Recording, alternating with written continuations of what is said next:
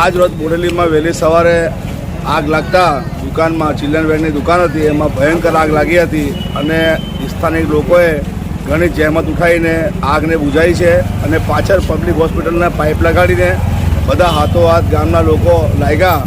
રહીશોએ જાતે મહેનત કરીને પોતાના જીવને જોખમમાં નાખીને આગને બુઝાવી કે બીજી દુકાનોને કે બીજી પબ્લિકને કોઈ નુકસાન ના થાય.